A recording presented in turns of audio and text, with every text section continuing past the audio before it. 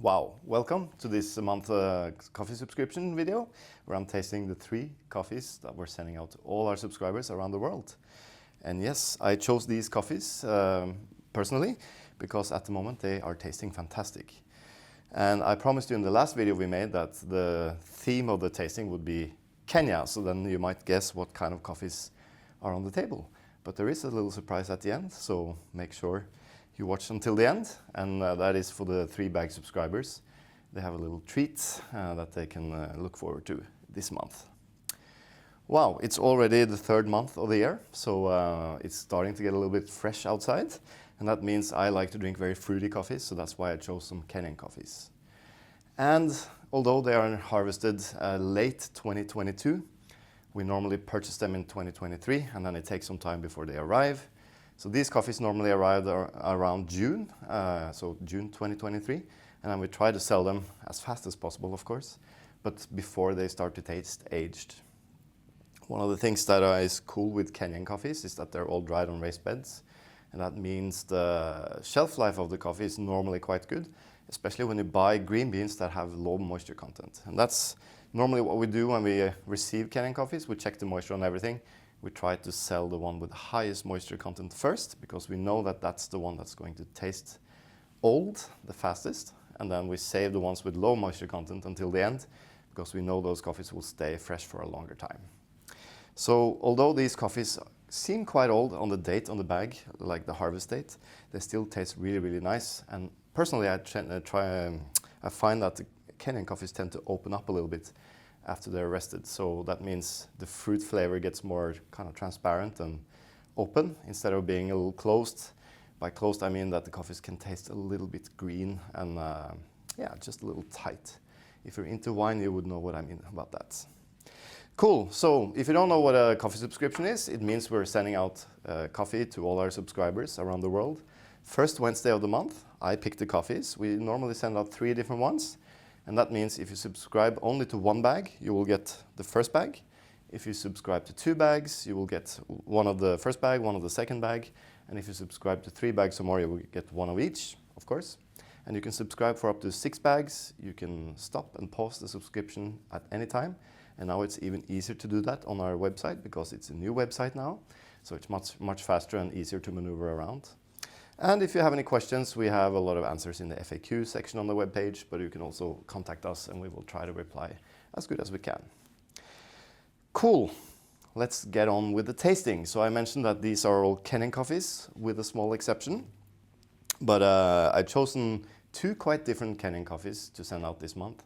One is very, very smooth, one is more like tart and I would say high acidity. But let's start with the first one.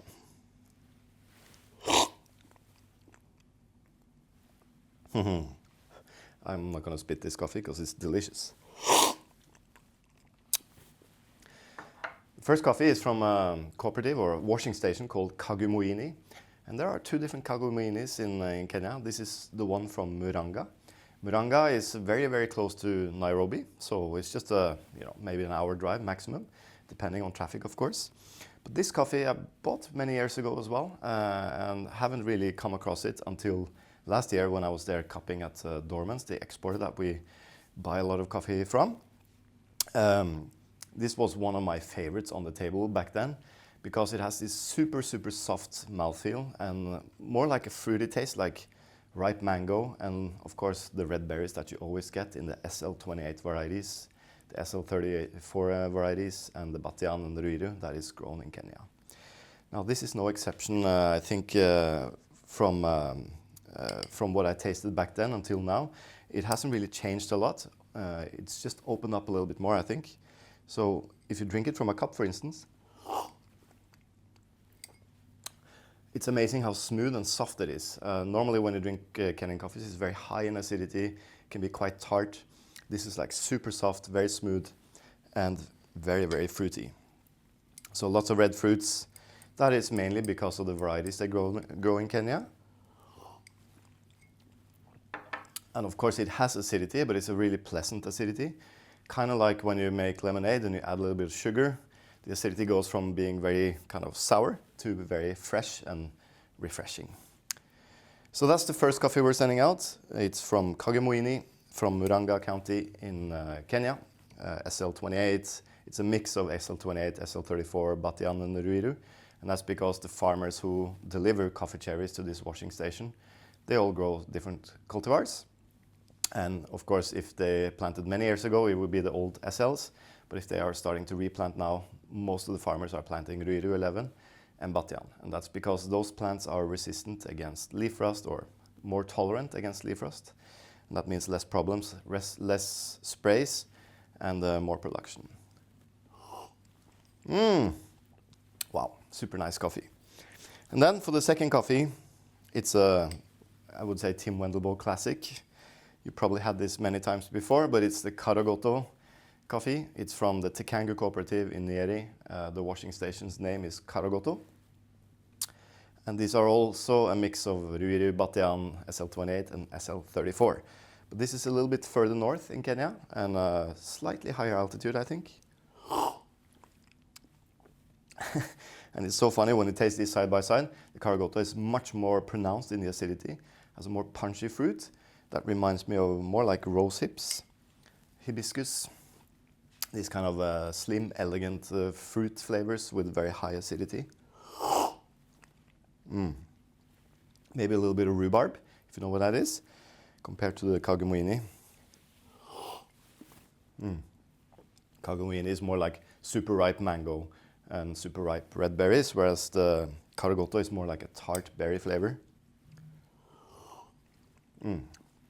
Super crisp acidity and really, really refreshing.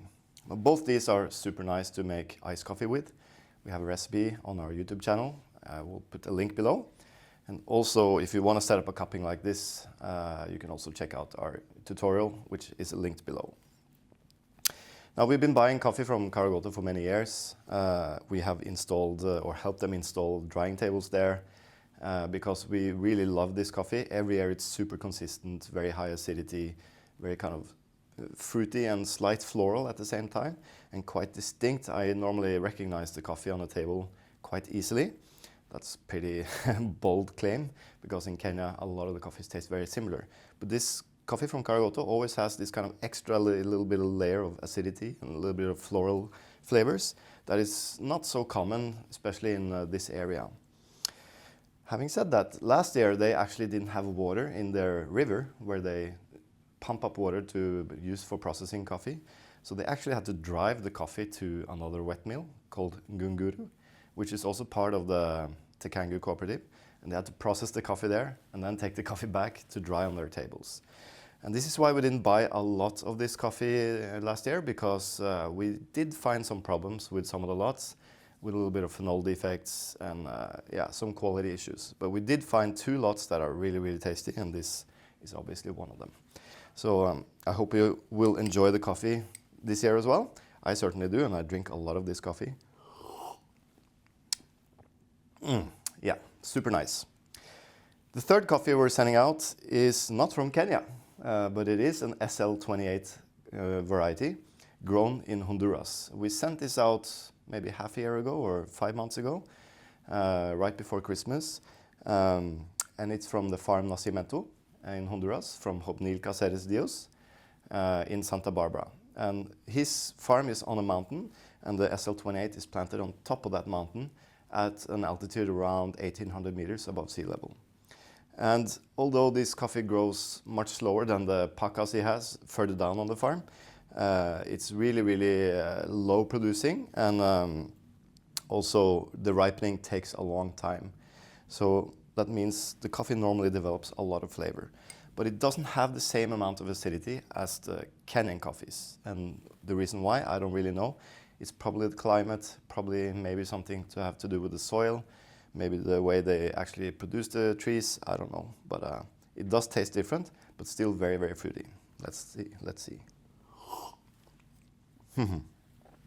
Oh yeah. So immediately, the SL28 from Nacimiento, much lower acidity than the Kenyan, but it has this kind of super winey fruit. Reminds me of these Rioja wines from Spain. It's a little bit of vanilla flavor, and also this kind of really heavy fruit that is more like, what do you call them? Prunes, like that. Prunes, dark purple berries, like blackberries. Yeah, super ripe fruit. And so winey and so like intense. The body is more textured, less acidity, more heavy, but still with that super, super ripe fruit. Let's compare it with the Karogoto. The Karogoto now tastes like rose hip tea, super crisp acidity, and this kind of flor de Jamaica or hibiscus tea. Let's go back to the Nacimiento. Yeah, super heavy, winey, lower acidity. Let's taste the Kagumoini. Oh my God, so soft, ripe mango, really, really beautiful, soft fruit, a little bit floral.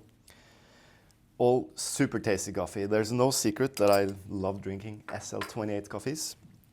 It's probably one of my favorite cultivars. I think SL28 and Bourbon are my favorites. And these coffees are like exceptional quality and super, super crisp, ripe, juicy fruits.